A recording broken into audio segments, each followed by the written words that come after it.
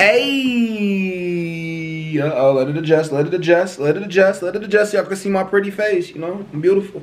Anyways, hey, what's up, y'all? We back with another video today. We're gonna do some Trumpy.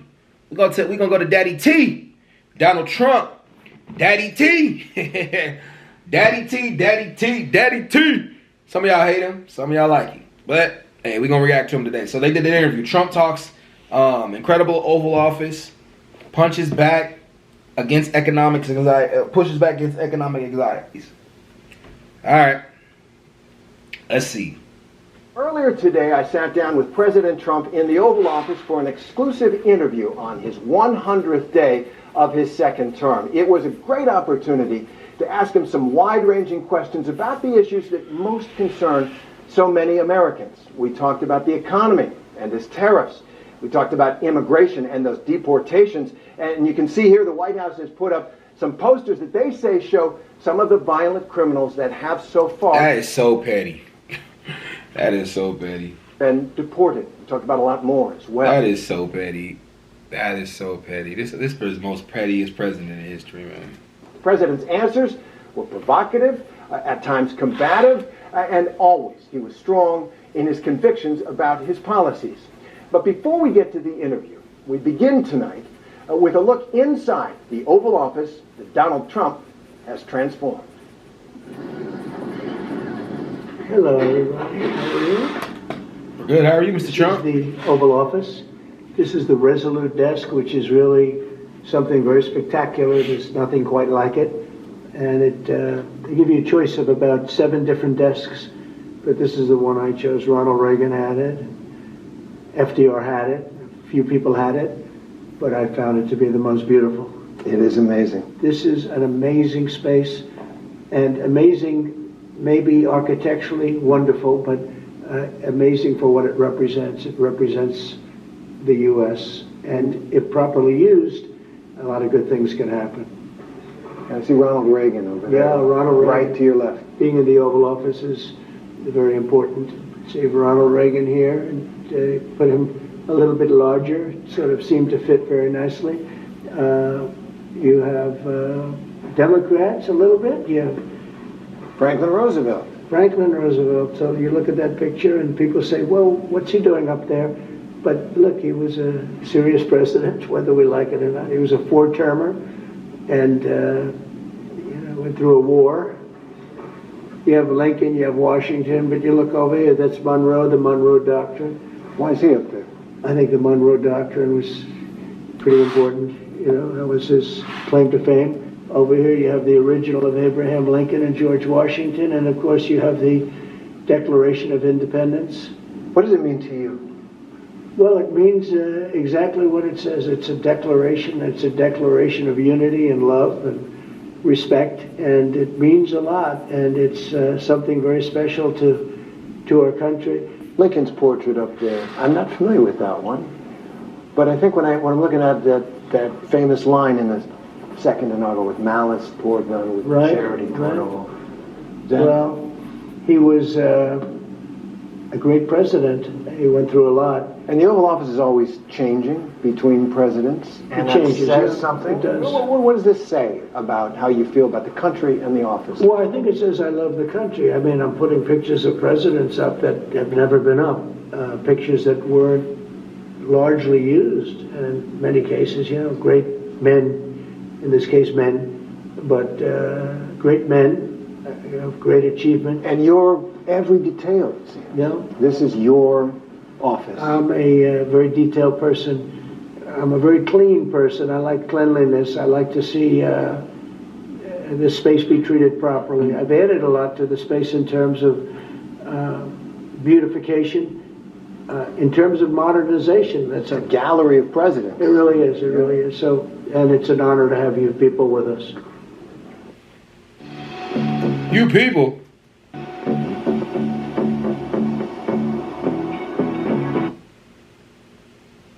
Mr. President, thank you for doing this. Thank you very much. Here in the Oval Office, it's. That is a nice desk, though. Look at that.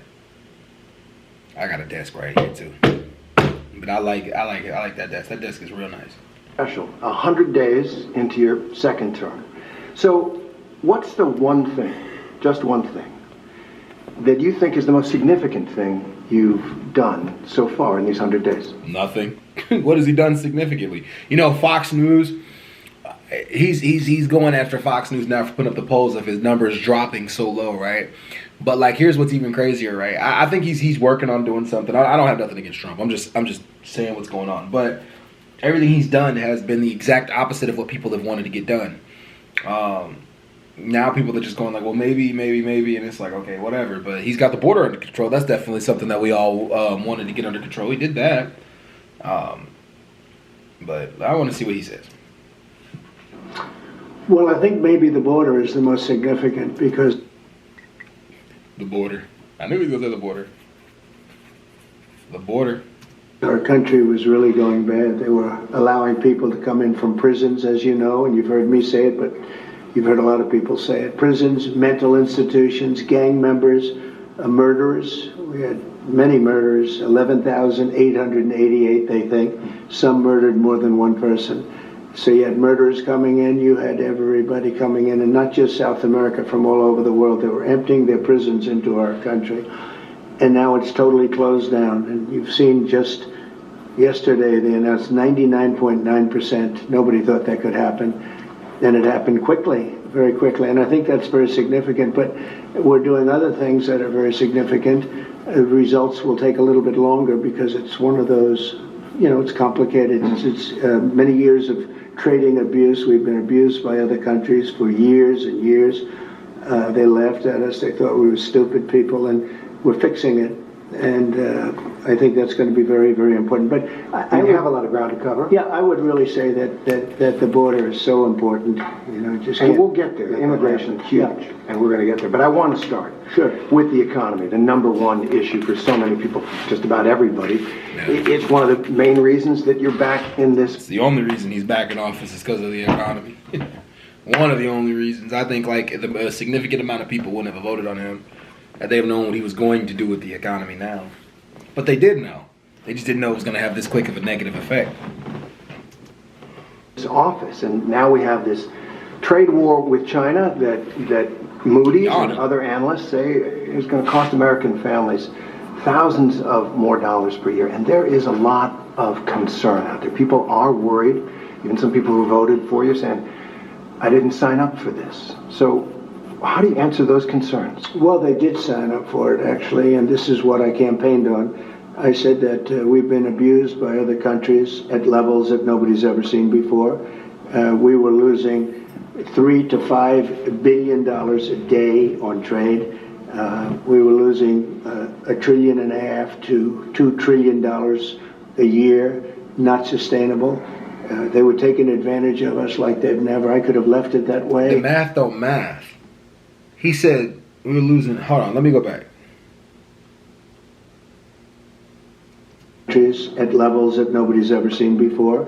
We were losing $3 to $5 billion a day on $3 to $5 billion a day.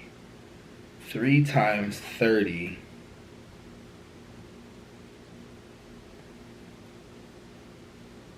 So we were losing $60 billion a year in a month. 12 months out of the year. 12.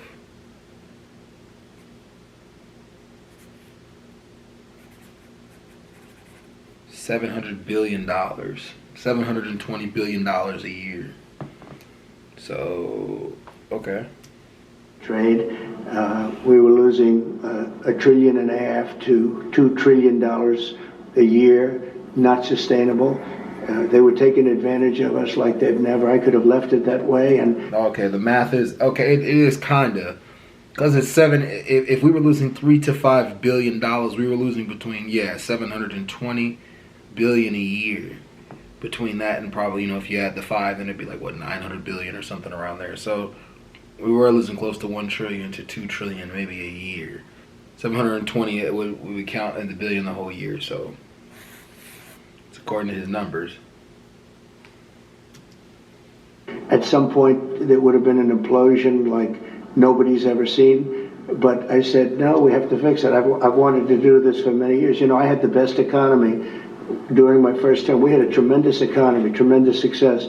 And we did tremendous numbers of tariffs on, we took in a lot of money from tariffs, China in particular, hundreds of billions of dollars in tariffs. We had no inflation, as you know. We had an incredible economy. We're given credit for a great economy. But I said, we have to fix this, otherwise it's just not self-sustaining. Well, one of the things you ran on was you said you'd bring prices down on day one, and that it would happen fast, and that it would happen fast. I have. Most economists will tell you that tariffs will raise prices. So don't your tariffs cut against that promise you made to bring I love his questions. He's asking some really good questions.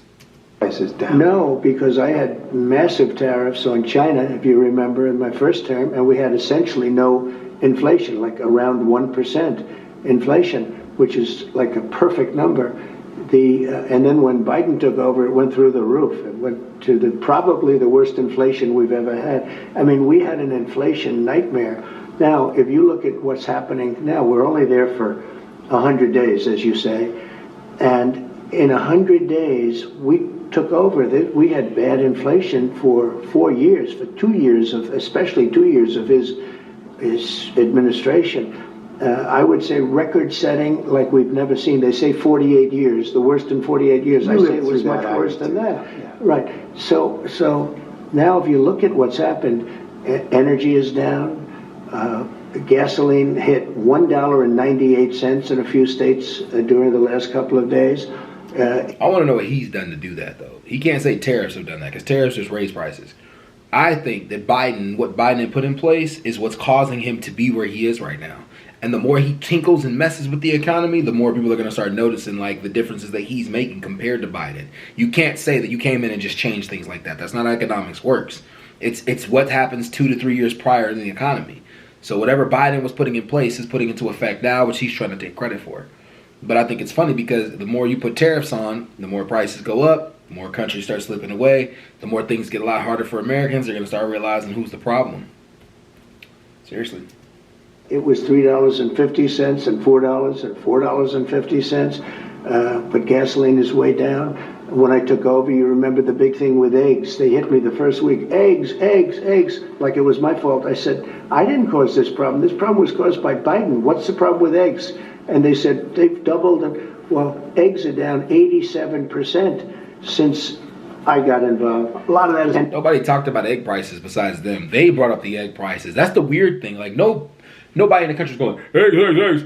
Egg prices were brought up by you guys. And it didn't have anything to do with Biden. It was it was something with a chicken crisis, I remember. I remember reading about it. It had nothing to do with anything political. It was just a chicken crisis. Like, they use anything to make the other side look bad. Both of them do. And by the way, and there were plenty of eggs for Easter, which we just went through. There were plenty of eggs for Easter. They were saying you won't have enough eggs for Easter. My secretary did a fantastic job on eggs. Groceries are down.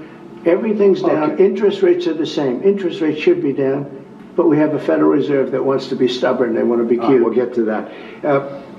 You said something a couple weeks ago that struck me. You said concerning the tariffs, which economists say are going to raise prices. You said, quote, hang tough.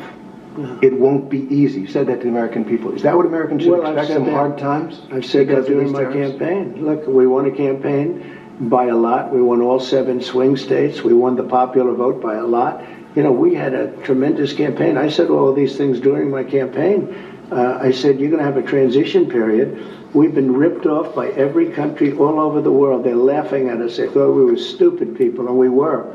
And I said, that's not going to happen. We're not going to let that happen. Hard times are ahead? I don't think so. I think great times are ahead. Look, since I came in, gasoline is down. Just be honest with us, man. You're already in. You're only going to get... This is your last term anyway. Or just at least go down in history as at least being honest with the people. Hard times are ahead. Definitely. It's going to get hard. Nobody... I don't care how MAGA you are. You know common sense that hard times are ahead. They are. Hard times are really ahead. Groceries are down. Egg prices are down. Many things are down, just about everything. You know, you don't have the drop in fuel and energy and oil like we did. I took it from maybe $3.20, maybe more than that, down into a much lower number. When you have that kind of a drop, you're not going to have inflation. Not now, but it's the tariffs, right? We still have 145% tariffs on China. Your Treasury Secretary said we basically have an embargo on China. Look, you're trying to say something's going to happen. No, okay, well, nothing's going to happen. You know business. I want to ask you. I do know business. Yes, so 145% tariffs on China, and that's good. Basically an embargo. They deserve it. It'll raise prices on everything from electronics to clothing to building houses. You don't know that. You don't know whether or not China's going to eat it. That's mathematics. China probably will eat those tariffs, but at 145, they basically can't do much business with the United States. And they were making from us $1 trillion a year. They were ripping us off like nobody's ever ripped us off. And by the way, we have other countries that were just as bad. If you look at the European Union, it was terrible what they've done to us. Every country, almost every country in the world was ripping us off. They're not doing that anymore. I want you to think about the boom that this country has had in small businesses, mom and pop Etsy stores, small businesses that really? became They big haven't had a businesses. Boom because of inflation. Well, the boom was inflationary boom. The people were wiped out with inflation. I mean, you read the news, you do the business now stuff, I assume. That's literally not true. Small businesses have climbed through what's been happening in the past couple of years in economics. They're about to go away, though, because of the tariffs, for sure. Because they can't afford it. There's no way they can afford it. A lot of them built those businesses on the trading model. Yeah, and they're going to make more money They now. sourced their products overseas, and now they're looking at an extinction I've event. been here. There's disaster for them. I've been here for 3 months. I've taken a trade deficit down to a number that's very, very starting to get really good. I just got here. We had a country that it was not sustainable. What Biden did to this country, between the open borders where criminals poured into our country, between every country in the world ripping us off on trade, it was not sustainable. So your message to those small businesses who are saying we can't live a month, 2 months with these tariffs. Apple got a big deal. Is there something for them? No, not only Apple. We've got $7 to $8 trillion being invested in our country in 2 months. Biden didn't have that over a year. I mean, if you look at Biden, nobody was really investing in this country. Everybody was ripping off our country. Apple's putting up $500 billion, but that's only one of many companies. Companies are flooding into our country right now. So your answer to the concern about the tariffs is everything's going to be hunky-dory? Everything's going to be just fine. It wouldn't have been if I didn't do this. I had a choice. I could leave it, have a nice, easy time, but I think ultimately you would have had an implosion. Our country had inflation that was worse than they've ever had it before. You don't mention that. Why don't you mention that? We had the worst inflation probably in the history of our country. People say 48 years. Probably in the history of our country, we had the worst inflation. And people were dying over the inflation. You know that. Now the grocery prices are coming down. The energy prices are coming down. Gasoline's coming down. It's all heading in the right direction. Dentures? Yeah, I don't know, man. I don't know. I guess we're gonna see, but hey, we'll see, man. We gotta count on. We gotta put our hopes in this president. All right, y'all. I'm out. Peace.